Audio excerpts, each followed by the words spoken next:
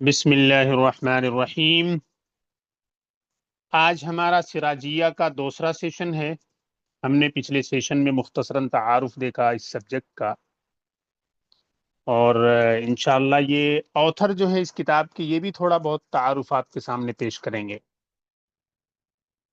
کچھ چیزیں آپ کے سامنے یہ بھی پیش کریں گے۔ تو ذرا کتاب کو شروع کرتے ہیں آج۔ رب اشرح لی صدری ویسر لی امری واحلل عقدۃ من لسانی یفقہوا قولی۔ اللہ تعالیٰ یہ کتاب ہمارے لیے آسان بنائے، اس سبجیکٹ کو ہمارے لیے آسان بنائے، اور اس کتاب کو مکمل کرنے کی توفیق عطا فرمائے، اور اس کتاب کو صحیح طور پر ختم کرنے اور صحیح طور پر اس سے استفادہ کرنے کی توفیق عطا فرمائے، اور سمجھ سمجھ کر پڑھنے کی توفیق عطا فرمائے، اور جو کچھ اس سے ہم حاصل کریں اس پر عمل کرنے کی توفیق عطا فرمائے۔ بسم اللہ الرحمن الرحیم۔ الحمد للہ رب العالمین حمد الشاکرین والصلاة والسلام علی خیر البریہ محمد وآلہ الطیبین والطاہرین۔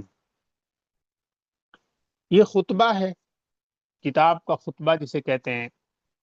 ہر مصنف کتاب کا آغاز کرتا ہے بسم اللہ الرحمن الرحیم سے، اس کے بعد اللہ تعالیٰ کی تعریف کرتا ہے اور شکر ادا کرتا ہے۔ تو لٹرلی جو اس کا ٹرانسلیشن ہے، الحمدللہ all praise belongs to Allah رب العالمین who is the Lord of all the worlds، جو تمام جہانوں کا پروردگار ہے، ہر طرح کے جہان کا پروردگار ہے۔ بہت ساری دنیا ہے، we have a lot of worlds، the world of animals, the world of human beings, plants، millions of species، zillions of creatures of Allah subhanahu wa ta'ala۔ So that is the reason Al-Alameen، many alams, many worlds, many billions and zillions of creatures۔ تو رب العالمین سے اللہ تعالیٰ ایک بات یہ کہنا چاہ رہے ہیں کہ صرف ہم انسان جو اس دنیا میں رہتے ہیں، یا جو چیز ہم آبزرو کر رہے ہیں اپنے اراؤنڈ، جس کو ہم نوٹس کرتے ہیں، اپنی آنکھوں سے دیکھتے ہیں، صرف اللہ تعالیٰ اسی کا پروردگار نہیں ہے۔ دنیا کی اکثر چیزیں ہم دیکھ ہی نہیں سکتے ہیں، ہم جانتے ہی نہیں ہیں۔ Most of the things in this world we cannot know them, we cannot see them, we haven't seen them, they are beyond our control, beyond our imagination, and they are beyond our domain, beyond our universe and world, we don't know them। So that is the reason rabbil alamin hamd ash-shakirin۔ What is hamd ash-shakirin? And praising like the praise of those who are thankful to you। Hamda is mansoob. Hamda is in an accusative case. Why? What is the particle that is causing the nasab to this noun?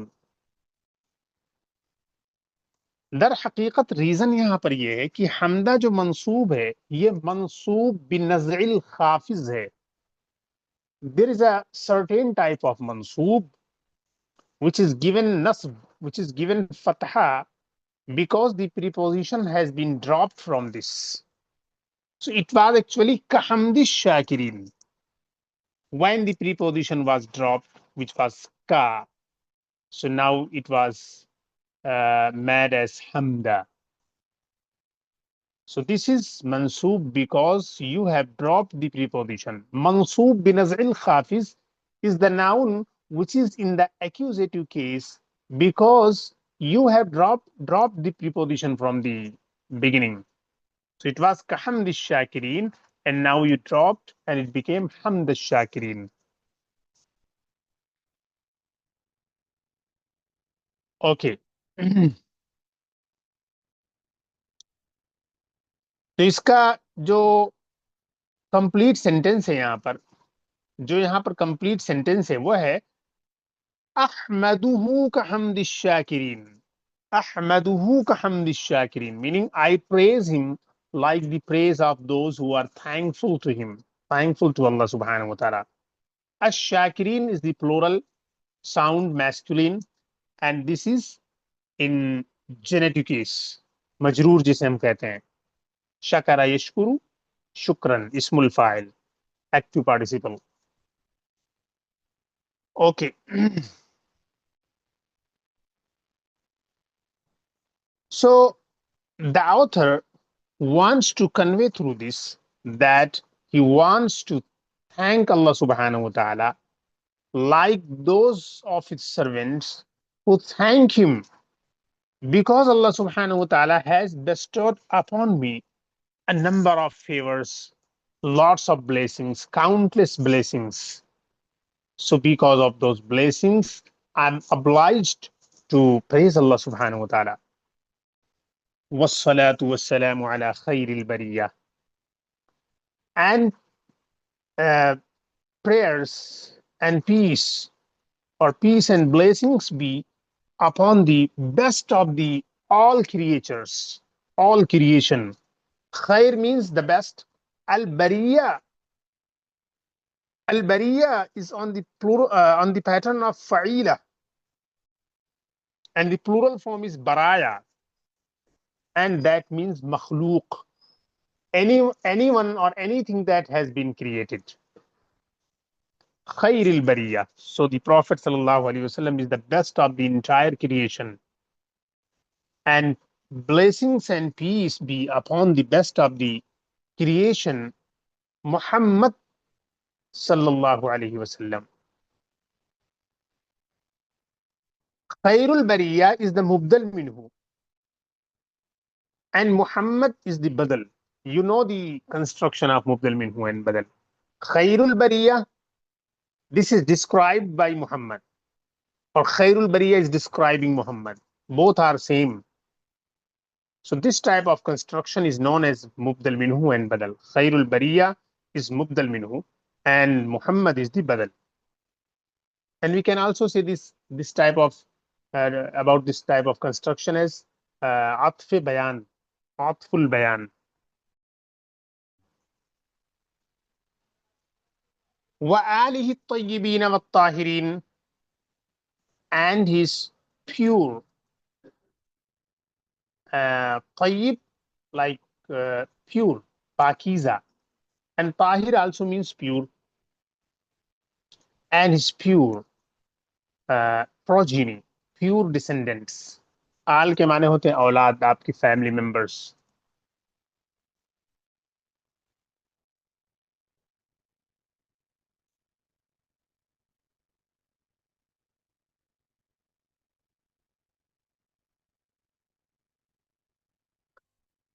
دیکھیے, کسی بھی subject کو پڑھنے سے پہلے ہمیں چند چیزوں کے بارے میں معلومات رکھنا ضروری ہے. ایک تو یہ ہے اس کی definition. We have to know the limits of that particular subject, its areas, its domain, its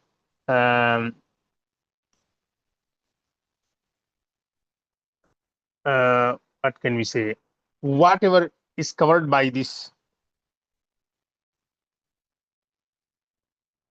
So first of all, we will discuss the definition of this term, ilmul mirath. So ilmul mirath, in the terminology of the Islamic Sharia, is that particular discipline in which we discuss the property which has been left behind by the deceased, and how to transfer legally that property to the inheritors of the deceased, to the heirs of the deceased. یعنی علم میراث کے ذریعے ہم یہ جانتے ہیں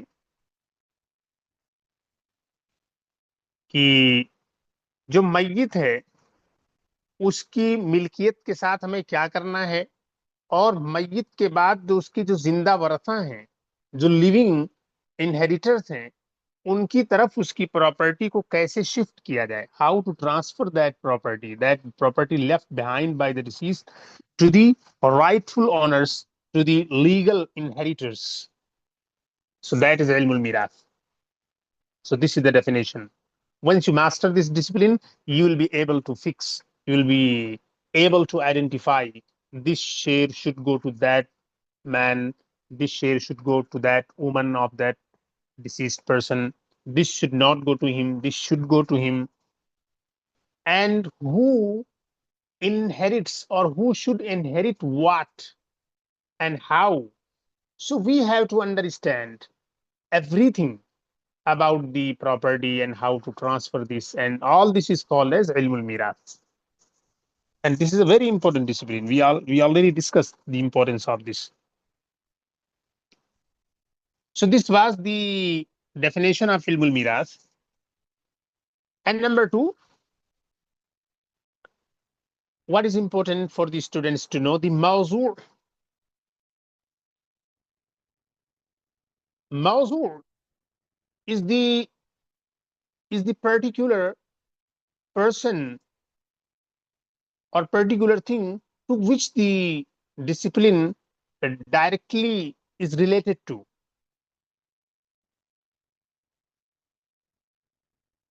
And they are the inheritors and the person who has left behind the property, the deceased. So the deceased and the inheritors, these are the subjects. इन्हीं दोनों से हमारी बहस होगी, किसी और चीज से हम बहस नहीं करेंगे. हमारी जो गुफ्तगू होगी, हमारा जो मौजू होगा, हमारा जो कंसर्न है, वो क्या है? वो है जनाब तरका और वरसा. तरका और वरसा, जो चीज छोड़कर गया है मैयत, वो, और उसको कैसे दूसरों को पहुंचाना है, यानी कि वरसा जो है, इनहेरिटर्स जो है, वो है. तो ये कह लीजिए कि तरका और वरसा, या तरीका और वरसा, the property which has been left behind and the inheritors, our concern will be with them. और तीसरी चीज होती है गरजो गायत. गरजो गायत, हम इसको पढ़कर क्या करेंगे? इसको पढ़कर हम ये करेंगे कि जो मुस्तहिकीन है, राइटफुल लोग हैं, उन तक हम उनके तरके को, उनकी मीरास को सही तरीके से पहुंचा देंगे, बगैर किसी अनफेयर डिवीजन के. फेयरली हमें पहुंचाना है. So the purpose, the main object of this subject is to transfer the property to the deserving members, to the rightful owners, to the rightful inheritors, without making any mistake in the distribution or the division of the property. Fair division हम कर ले जाएंगे इसके बाद.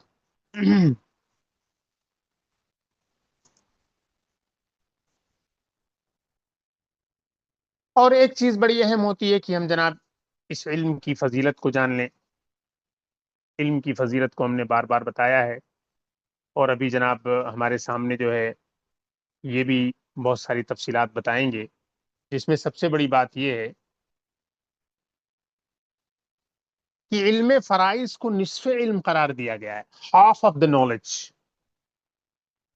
यानी हदीस में ये बताया गया है कि इल्म फराइज जो है ये निस्फ इल्म है.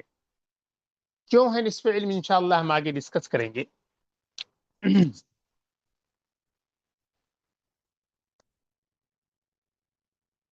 इस इल्म को निस्फ इल्म क्यों कहा गया है? इस इल्म को निस्फ इल्म इसलिए कहा गया, हाफ ऑफ नॉलेज इसलिए कहा गया है, क्योंकि जो इंसान है वो, उसकी दो हालतें हैं. या तो इंसान जिंदा है, या तो इंसान मरा हुआ है. या तो इंसान जिंदा है और या तो मरा हुआ है. दो ही चीज तो हो सकती है इंसान के साथ, दो ही सिचुएशन हो सकती है, आइदर ही इज लिविंग और ही इज डेड. दुनिया में जो कुछ हम नॉलेज हासिल करते हैं, पढ़ाई लिखाई करते हैं, इंस्ट्रक्शंस हासिल करते हैं, कुरान हदीस सीखते हैं, वो सारे अहकाम जो हम सीखते हैं वो दो तरह के होते हैं. या तो ये है कि वो रिलेटेड है उस वक्त से जबकि हम दुनिया में जिंदा हैं, और या तो वो अहकाम रिलेटेड है उस वक्त से जबकि हम जिंदा नहीं हैं बल्कि हम दुनिया से चले गए हैं. तो تو علم فرائض کا جو تعلق ہے وہ موت سے ہے. تو پورے علم کو بیسیکلی دو پارٹ میں ڈیوائڈ کر دیا گیا. ایک پارٹ جو پورا علم ہے اس کا تعلق ہے زندگی سے، اور ایک پارٹ کا تعلق ہے موت سے. تو یہ دو ہی پارٹ ہو گئے تو گویا کہ نصف ہو گیا. ادروائز اگر دیکھا جائے، زیادہ جو ہے گہرائی سے دیکھا جائے تو زندگی کے جو اصول و ضابطے ہیں وہ بہت زیادہ ہیں، میراث کے قاعدے اتنا زیادہ نہیں ہیں، لیکن پھر بھی اس کو نصف علم، ہاف آف نالج اسی لیے کہا گیا ہے کیونکہ انسان کی دو ہی حالتیں ہو سکتی ہیں، یا تو مردہ یا تو زندہ. اور دنیا میں جو کچھ وہ سیکھتا ہے وہ زیادہ تر اس کی زندگی سے تعلق رکھتے ہیں، اور کچھ چیزیں ایسی ہیں جیسے میراث وغیرہ اس کے موت سے تعلق رکھتی ہیں. تو اسی لیے جو ہے اس کو نصف علم کہہ دیا گیا.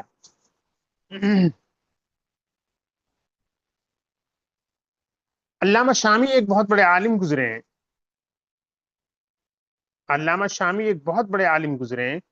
انہوں نے جو ہے اس کو سب سے زیادہ بہتر رائے قرار دیا ہے. یعنی یہ جو جسٹیفیکیشن ابھی ہم نے بتایا کہ اللہ کے نبی نے جو اس کو نصف علم قرار دیا ہے، ہاف آف نالج قرار دیا ہے، اس کا ریزن کیا ہے؟ تو یہ جو بھی میں نے جسٹیفیکیشن بتایا ہے اس کو علامہ شامی نے سب سے بہتر قرار دیا ہے.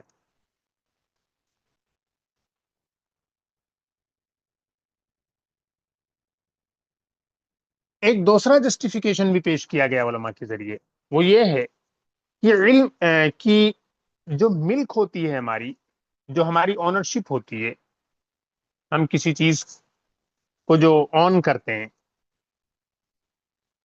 وہ دو طرح سے ہوتا ہے. یا تو یہ ہے کہ ہم اسے چوز کرتے ہیں، یعنی ہمارے پاس آپشن ہوتا ہے، ہم ایکسرسائز کرتے ہیں اپنا رائٹ کو. We choose, we prefer, we exercise اور انڈیپینڈنٹ کیا کہتے ہیں کانڈکٹ. جیسے کوئی چیز آپ خریدنے جائیں بازار میں، دنیا میں ہم چلتے پھرتے یہ سب کیا کرتے ہیں؟ یہ اختیاری ہے. We do all that by our choice. لیکن جو علم فرائض ہے یہ غیر اختیاری سبب سے ہے. انسان مر گیا ہے، انسان مر گیا، اس میں اس کا کوئی اختیار نہیں ہے. تو دو ہی انداز سے دنیا کی کوئی بھی چیز رونما ہوتی ہے، ایک تو ہے اختیاری اور ایک ہوتی ہے غیر اختیاری. یعنی تمام جو ہمارے معاملات ہیں، ہمارے ڈیلنگس ہیں، ہمارے ٹرانزیکشنز ہیں، ہمارے کانٹریکٹس ہیں، ایک تو ہوتے ہیں اختیاری اور ایک ہوتے ہیں غیر اختیاری. تو اختیاری وہ ہے جو دنیا میں ہم رہتے ہوئے ساری چیزیں کرتے ہیں، اور علم فرائض جو یہ غیر اختیاری سبب سے بحث کرتا ہے. یعنی کہ انسان مر جاتا ہے، اس میں مرنے کا اس میں کیا اختیار ہے، اور وہ بانٹ کے بھی نہیں جاتا ہے. وہ تو سب جو ہے اللہ تعالیٰ نے جو نافذ کیا اس کے حساب سے بانٹا جاتا ہے، ڈیوائڈ کیا جاتا ہے، اس میں اس کا بھی کوئی دخل نہیں ہے، سمجھ لیا جائے.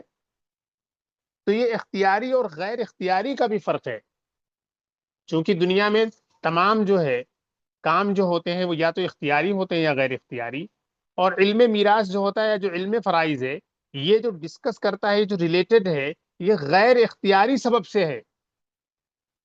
اور دیگر جو تمام چیزیں ہیں، مان لیجیے خرید و فروخت ہے، ہبہ ہے، وصیت ہے، ول ہے، کوئی چیز آپ نے گفٹ کر دیا وہ ہے، کوئی جنرل قسم کی پرچیز یا کانٹریکٹ یا سیل ہے، یہ سب ہم اختیاری طور پر کرتے ہیں. تو اس طرح سے اس کو بھی اگر آپ ڈیوائڈ کریں تو دو میجر گروپس میں بٹ جاتے ہیں. تو یہ علم فرائض جو ہے یہ غیر اختیاری سے تعلق رکھتا ہے، نان آپشنل ہوتا ہے، باقی ساری چیزیں آپشنل ہوتی ہیں. تو اسی لیے اس کو نصف العلم کہہ دیا گیا. اکیلے جو ہے علم میراث دوسرے والے گروپ کے بالکل مقابل میں ہے، کھڑا ہے، گویا کہ ایک انڈیپینڈنٹ چیز ہے.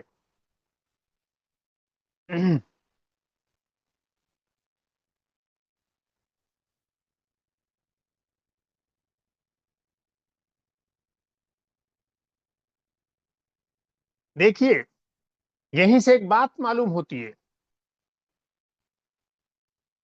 اور فقہا نے کہا ہے کہ اگر کوئی انسان اپنا طریقہ نہ لے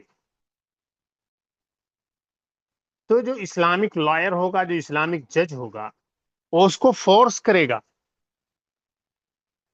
کہ وہ اپنا طریقہ لے.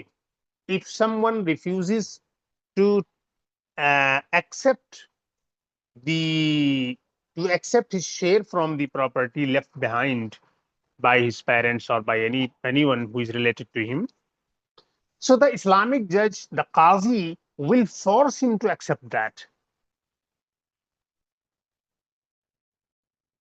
And if that particular person is not accepting, even though the qazi is forcing him, so the judge will uh, will put that particular share, will order someone to place, to take up that particular share and put that into his house.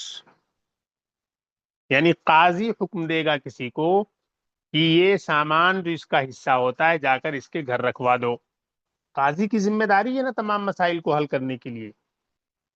Islamic جو departments ہیں، ہم لوگ چونکہ Islamic countries میں نہیں رہتے ہیں تو ہمیں ان ساری چیزوں کا علم نہیں ہے، ورنہ جیسے ہی یہ کوئی مسئلہ ہوگا کہ کوئی دنیا سے گیا تو فوراً اس کی پراپرٹی اسلامک وے میں، اسلامک گورنمنٹ یا اسلامک جوڈیشل سسٹم جو ہے وہ تمام چیزوں کو کیا کرے گا، ریزالو کرے گا، فکس کرے گا تمام پرابلمس کو. تو شرط ہے کہ آپ کو لینا ہے، آپ کو اپنا حق لینا ہی لینا ہے.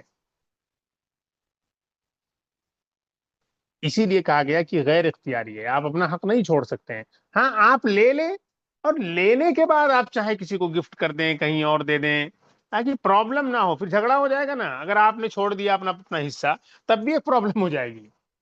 مان لیجیے 3 بھائی ہیں، زید ہیں، عمرو ہیں، بکر ہیں.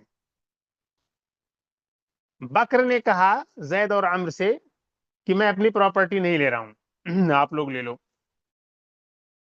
اب پرابلم یہ ہو جائے گی کہ زید اور عمرو میں جھگڑا ہو جائے گا.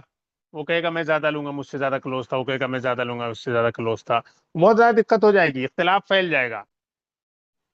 There might rise a new problem. یہ پراپرٹی کا جو ڈویژن ہوتا ہے وہ ایک پرابلم کو سولو کرنے کے لیے شریعت نے اتارا ہے، تاکہ کوئی پرابلم نہ ہو. اور جب ہم نہیں لیں گے تو جو باقی کے لوگ جو لے رہے ہیں ان میں جھگڑا ہو جائے گا کہ اس کا والا شیئر کون لے گا، کتنا لے گا، کہاں جائے گا، کیسے جائے گا. حالانکہ کہیں کہیں ایسا بھی پاسبل ہے کہ فیئرلی ڈیوائڈ ہو جائے، لیکن کہیں کہیں پاسبل ہے کہ کوئی اور زیادہ کلیم مانگے کہ نہیں ہم اس کے حصے میں سے ہم زیادہ لیں گے. ایسا بھی میں نے خود دیکھا، اس طریقے کے واقعات پیش آئے ہیں. تو اسی لیے شریعت نے کہا ہے کہ قاضی مجبور کر سکتا ہے اس کو لینے پر. یعنی قاضی مجبور کر سکتا ہے اس کو لینے پر، کوئی ضروری نہیں ہے کہ کرے، لیکن کر سکتا ہے. وہ اسی ریزن کی وجہ سے، اور اسی لیے جو ہے یہ کہا گیا ہے کہ دنیا کے سارے معاملات جو ہم انجام دیتے ہیں وہ اختیاری ہے، لیکن یہ غیر اختیاری ہے. میراث ہمیں لینی ہی لینی ہے.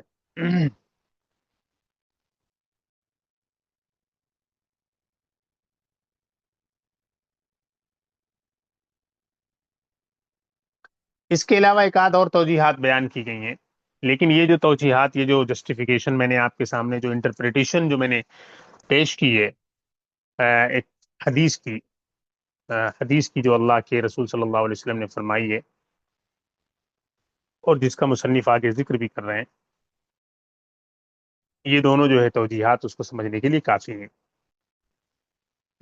دیکھیے، تو الحمد للہ رب العالمین، حمد الشاکرین والصلاة والسلام علی خیر البریہ محمد و آلہ الطیبین والطاہرین. تمام تعریفیں اللہ کے لیے، یا اس اللہ کے لیے جو سارے جہانوں کا پروردگار ہے.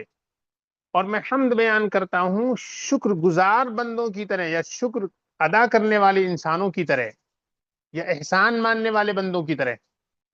والصلاة والسلام علی خیر البریہ، اور رحمت کاملہ اور سلامتی نازل ہو مخلوق میں سب سے بہتر پر، یعنی سب سے بہترین شخصیت پر پوری مخلوق میں، محمد، یعنی کہ حضرت محمد پر، وآلہ الطیبین والطاہرین، اور آپ کی پاک باطن اور پاک ظاہر خانوادوں پر. دیکھیے، ایک سوال پیدا ہوتا ہے کہ یہاں طیبین اور طاہرین دونوں کے معنی پاک ہوتے ہیں، تو کیا ڈفرینس ہے؟ What is the difference between طیب اینڈ طاہر؟ Both means pure. الطیب means pure from inside. Internally you are pure. And a tahir means you are pure externally. جیسے ہم کپڑے وغیرہ پہن لیتے ہیں، اچھے صاف ستھرے نہا لیتے ہیں، کوئی گندگی نہ لگی ہو تو ہم کہتے ہیں وہ طاہر ہو گیا. الماء الطاہر، الثوب الطاہر، الجسم الطاہر، الارض الطاہرہ. طہارت جسے ہم بولتے ہیں، تو طہارت سے مراد ایک ظاہری پاکی ہوتی ہے، اور طیب کے معنی ہوتے ہیں جو اندر سے بالکل پاک ہو. تو ہم یہاں یوں ٹرانسلیشن کر سکتے تھے انگریزی میں کہ and peace and blessings be upon the best of the creation Muhammad صلی اللہ علیہ وسلم and his internally and externally pure descendants اور پیور فیملی ممبرس. یہ بہت انٹرسٹنگ معلومات آپ کو دی گئی ابھی. اب آگے مصنف چلتے ہوئے کہہ رہے ہیں قال رسول اللہ صلی اللہ علیہ وسلم تعلم الفرائض. The Prophet of Allah sallallahu alaihi wasallam said, "Ta'allam al-faraiz, learn the faraiz, the laws of inheritance. Ta'allamu from tafa'ul. This is amr, jama' muzakkar hazir. Ta'allamu, master or learn the laws of inheritance." الفرائض جو ہے یہ فریضتن کی جمع ہے. فریضہ کسے کہتے ہیں؟ فریضہ as the limitations which have been imposed upon the servants of Allah سبحانہ وتعالی. بندوں پر جو لمیٹیشنز امپوز کی گئی ہیں اللہ سبحانہ وتعالی کی طرف سے، اسی کو فریضہ کہا جاتا ہے. اسی کو کیا کہا جاتا ہے؟ فریضہ کہا جاتا ہے. اسی لیے علم الفرائض جو بھی یہاں پر یہ جو لفظ آیا ہوا ہے تعلم الفرائض، فرائض سیکھو. فرائض سے مراد کیا ہے؟ the limits, the limitations, the restrictions which have been imposed, obligated upon the servants of Allah subhanahu wa ta'ala. اور فریضہ کے معنی ہے کوئی چیز جو متعین کی گئی ہو. فریضہ، فرض یفرض also means to determine, to fix, to limit, to confine. تو میراث کا معاملہ کیا ہے؟ میراث کا معاملہ یہی ہے کہ اس میں تمام چیزیں ہمارے لیے محدود کر دی گئی ہیں.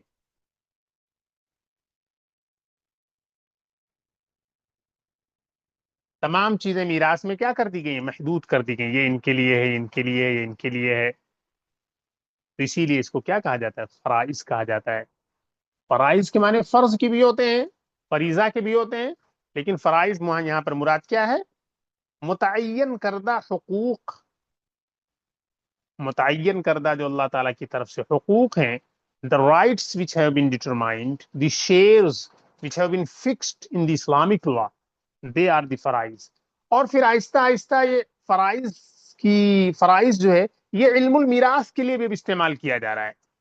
اصل معنی وہی جو میں نے بتایا، پھر آہستہ آہستہ اس کو یوز کیا جانے لگا علم المیراث کے لیے. The science of the inheritance of law جو ہے اس کے لیے بھی ہم اس کا استعمال کرنے لگے. ادروائز اس کا میننگ وہی ہے جو بھی میں نے بتایا. اور جو انسان ایکسپرٹ ہوتا ہے اس ڈسپلن کا، any one who is expert in this discipline, meaning he has a lot of knowledge, he has extensive knowledge in this field, he is known as Fardi and Farraz and Fardi. کہا جاتا الفقیہ الفراز اور اسی طریقے سے فردی.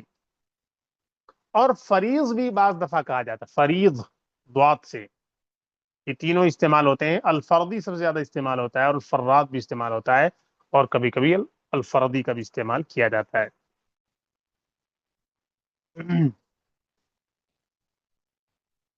ایک بات یاد رہے، علم الفرائض کے نام سے بھی اس کو جانا جاتا ہے، اور یعنی اس ڈسپلن کو، اور علم المیراث کے نام سے بھی، اور علم الموارث بھی کہہ سکتے ہیں. علم الموارث یا علم المیراث، اور یا اسی طریقے سے علم الفرائض. تو اللہ کے نبی صلی اللہ علیہ وسلم کیا فرما رہے ہیں؟ تعلم الفرائض، master the laws of inheritance, وعلموها الناس and teach them to other people. دوسرے لوگوں کو بھی سکھاؤ اس کو، کیونکہ مرنا جینا ہر ایک گھر میں ہے. جو انسان بھی اس دنیا میں آیا ہے کیا کرنے کے لیے آیا ہے؟ مرنے کے لیے آیا ہے. کل نفس ذائقۃ الموت. ہر گھر میں پراپرٹی کا مسئلہ ہے. آپ نے دیکھا ہوگا دنیا میں بہت سارے سیلیبریٹیز ہوتے ہیں وہ مر جاتے ہیں تو ان کے کلیم کرنے والے بہت سارے پیدا ہو جاتے ہیں، پھر کورٹ میں کیس چلا جاتا ہے. جو ہمارا سیکولر سسٹم ہے، سیکولر لاز ہیں، جو ڈیموکریسیز جو ماڈرن دنیا میں چل رہی ہیں، جس میں ہم لوگ زندگی گزار رہے ہیں، اس میں کیا ہو رہا ہے؟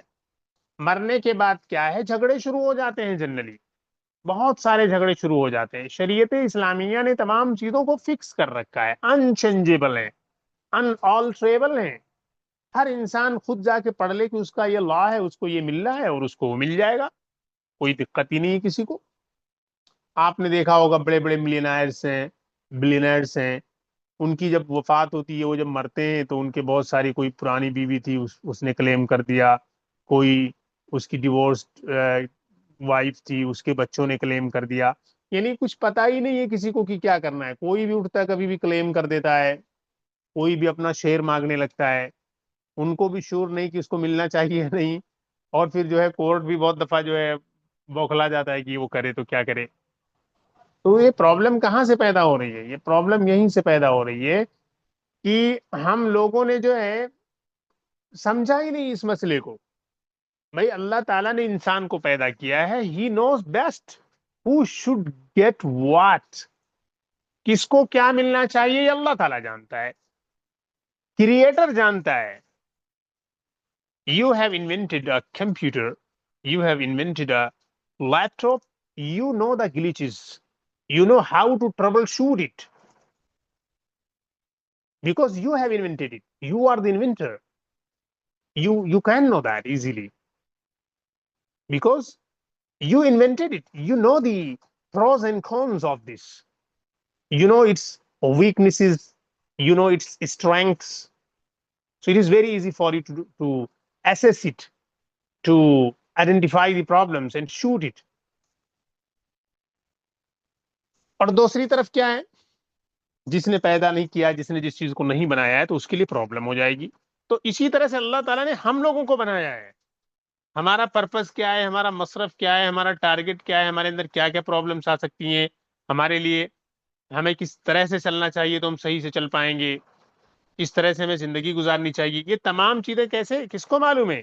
یہ تمام چیزیں ذات باری کو معلوم ہے سب سے زیادہ. تو اسی لیے ذات باری کے حکم پر عمل کرنے میں ہمیں زیادہ فائدہ ہے. میں نے آپ لوگوں کو پچھلے سیشن میں بتایا تھا کہ ایک آبجیکشن ہوتا ہے، بہت سے مسلمس بھی آبجیکشن کرتے ہیں کہ عورتوں کو حق میں آدھا کیوں دیا جا رہا ہے. میں نے آپ کو سمجھایا تھا کہ یہ آدھا بھی ان کے لیے بہت ہے، اور میں نے آپ کو ایکسپلین کیا تھا کہ کیسے وہ زیادہ ہے. اور ایک مطلب لاجیکل بات ہے، وہ بالکل ہی لاجیکل بات ہے. لیکن اسلامک انوائرمنٹ میں یہ ساری چیزیں زیادہ ریلیونٹ ہوتی ہیں، زیادہ مزہ آتا ہے اس میں سمجھنے میں. کیونکہ آج کل اسلام کو جب تھوڑا سا عمل کیا جاتا ہے تو وہ اتنا مزیداری نہیں پیدا ہوتی. حالانکہ ہمیں جتنا عمل ہو جائے اتنا کرنا چاہیے، لیکن اسلام پر عمل کرنے کا رزلٹ جو صحیح ملے گا ہمیں، وہ اس ٹائم ملے گا جب ہم فل اسلام کو امپلیمنٹ کریں. فلی اسلام کو امپلیمنٹ کر دیا جائے، پوری دنیا جو ہے اس کو قبول کر لے گی. لیکن فلی جو ہے اسلامک لا کو امپلیمنٹ نہیں کیا جا رہا ہے. یہی ایک بہت بڑی پرابلم ہے. چلیے خیر. تو اللہ کے نبی کہہ رہے معلموها الناس، اور لوگوں کو بھی سکھاؤ. ارے لوگوں کو سکھانے کا مطلب یہی نہیں کہ سراجی آپ جا کر پڑھانا شروع کر دیں. اپنے گھر میں بتائیں آپ کہ ارے بھائی خالہ کا حق باقی ہے، فلاں کا حق باقی ہے، بہن کا حق باقی ہے، بھائی کو یہ نہیں ملا ہے، پھوپھو کو یہ نہیں ملا ہے، آنٹیز کو یہ نہیں ملا ہے، انکل کو یہ ملنا چاہیے، نہیں ملا ہے. بہت دفعہ ہم دیکھتے ہیں کہ گھر کے کسی ممبر پر کوئی ظلم اور انجسٹس ہو رہی ہوتی ہے، دوسرے سارے لوگ تماشا دیکھ رہے ہوتے ہیں. یہ ایک ریئلٹی ہے، you can not deny that. میں نے خود دیکھا ہے جناب، بہت جگہوں پر دیکھا ہے کہ چند فیملیاں ہیں، ان میں ایک فیملی کا رائٹ لے لیا گیا ہے. دوسرے لوگ جانتے ہیں لیکن کہ رائٹ لیا گیا ہے، لیکن اس کے باوجود وہ سائلنٹ ہیں. They are not speaking up against the injustice. تو لوگوں کو سکھاؤ، بتاؤ جا کے کہ یہ غلط ہو رہا ہے. عام طور پر بر صغیر میں یہ دیکھا جاتا ہے. بر صغیر سے مراد میری پاکستان، بنگلہ دیش اور جناب انڈیا، نیپال اور چھوٹے چھوٹے ایک دو ملک اور ہو سکتے ہیں، یہ ہے سب. اس میں کیا ہوتا ہے کہ شادیوں میں تو خوب خرچہ کر لیا جاتا ہے. یعنی بیٹیوں کی شادی میں خرچہ تو کیا جاتا ہے، بہنوں کی شادی میں خرچہ کیا جاتا ہے، لیکن ان کو میراث نہیں دی جاتی ہے۔ اسلام کا دیکھیے کتنا شاندار نظام ہے، اسلام کہتا ہے کہ شادیوں میں فضول خرچی نہ کرو، کیوں اپنے اوپر بوجھ ڈال لے واللہ کے بندو، بلکہ کیا کرنا ہے، اللہ تعالیٰ نے جو کچھ دیا ہے آپ کو، اس کا جو حصہ بہن کا بیٹھتا ہے یا بیٹی کا بیٹھتا ہے، اس کا شیئر دے دو، اس کی میراث دے دو اسے۔ شادی سادی کرو، شادی کو سادی کرنا ہے، ویری سمپل، لیکن میراث جو ہے یہ آپ کو دینا ہے۔ اچھا، میراث میں ہم کچھ آپشن بھی نہیں رکھ سکتے جناب، بہت بڑا گناہ کا کام ہو رہا ہے پورے بر صغیر میں، کئی کروڑ عورتوں کی حق تلفی کی جا رہی ہے، ان کو حقوق ہی نہیں مل رہے ہیں، کوئی آواز ہی اٹھانے کے لیے تیار نہیں ہے۔ تو اللہ کے نبی نے کہہ دیا وَعَلِّمُوهَا النَّاسَ، لوگوں کو بتاؤ تو صحیح، میراث کے اوپر بولنا چاہیے، اسپیچز ہونی چاہیے، سیمینارز ہونی چاہیے، اویئرنیس پروگرامز ہونے چاہیے، ورک شاپس ہونی چاہیے، ٹریننگ دی جانی چاہیے، حلقے بننے چاہیے، اس میں اویئرنیس پیدا کی جائے، مرد میں پیدا کی جائے، خواتین میں پیدا کی جائے، بچوں کو بتایا جائے۔ مطلب یہ کہ بہت زیادہ اس موضوع پر اویئرنیس پھیلانے کی ضرورت ہے سوسائٹی میں۔ تو یہ میں سمجھ یہ رہا ہوں کہ وَعَلِّمُوهَا النَّاسَ میں صرف ایسا نہیں ہے کہ کوئی ایک کتاب ٹیکسٹ بک کے طور پر پڑھا دیا جائے وہی شامل ہے، وہ تو شامل ہی شامل ہے، انکلوڈیڈ ہے۔ اس کے علاوہ میں یہ سمجھتا ہوں اللہ کے رسول یہ بھی فرمانے کہ اویئرنیس پیدا کرو، ہر آدمی بتاؤ کہ بھائی یہ ایک میراث کا مسئلہ ہے، شریعت کا اہم مسئلہ ہے، اس کے اوپر ذرا عمل کرو، پریکٹس کرو، کیوں میراث نہیں دیا جا رہا ہے لوگوں کا۔ بہت سے بھائی ایسے ہوتے ہیں کہ وہ بھائی دوسرے ملک میں ہیں، کسی اور شہر میں ہیں، وہ وہاں نہیں رہتے، تو اس کے دوسرے بھائی جو وہاں رہتے ہیں، مرنے کے بعد اس کی بہت ساری زمینیں ہڑپ کر لیتے ہیں، بہت ساری چیزوں کو ہڑپ کر لیتے ہیں، یہ ناجائز ہے، یہ ہے، غیر اسلامی ہے۔ دیکھیے اللہ کے نبی پھر کیا فرما رہے ہیں، فرما رہے ہیں فَإِنَّهَا نِصْفُ الْعِلْمِ، کیونکہ علم میراث یہ نصف علم ہے۔ نصف علم کیسے ہے، یہ میں نے آپ کے سامنے واضح کر دیا ہے، نصف علم کی حقیقت کیا ہے یہ میں نے آپ کے سامنے پیچھے واضح کر دیا ہے، دو توجیحات بیان کی ہیں جو مشہور توجیحات ہیں۔ یہ حدیث شریف جو ہے اس کے بارے میں یہ بتایا جاتا ہے کہ یہ حدیث کئی حدیثوں کا مجموعہ ہے، کئی حدیثوں سے ملا کر بنائی گئی ہے، ایگزیکٹلی اسی طریقے سے حدیث کسی ریلائبل کتاب میں وارد نہیں ہے، لیکن اس کا کنٹینٹ جو ہے یہ مختلف حدیثوں میں بیان کیا گیا ہے۔ تو اس حساب سے اگر دیکھا جائے تو اس کا جو مقصد ہے حدیث کا، اس میں جو بات کہی گئی وہ بالکل حدیث میں کہی گئی ہے، تو اگر معنن دیکھا جائے تو یہ حدیث ثابت ہے، اور الفاظ کو دیکھا جائے تو ہو بہو الفاظ جو اس طریقے سے نہیں ہیں، لیکن کئی حدیثوں سے لی ہوئی ہے یہ۔ مثلا ایک حدیث میں ہے تعلم الفرائض فإنها نصف العلم، صرف اتنا ہے کہ حدیث کی فرائض سیکھو کیونکہ یہ نصف علم ہے، اس میں تعلمو نہیں آیا ہوا ہے۔ اور ایک حدیث میں ہے تعلموا الفرائض فإنها نصف العلم، اس میں بھی علمو نہیں آیا ہوا ہے، یعنی فرائض سیکھو کیونکہ یہ نصف علوم ہے۔ اور ایک اور حدیث میں آیا ہوا ہے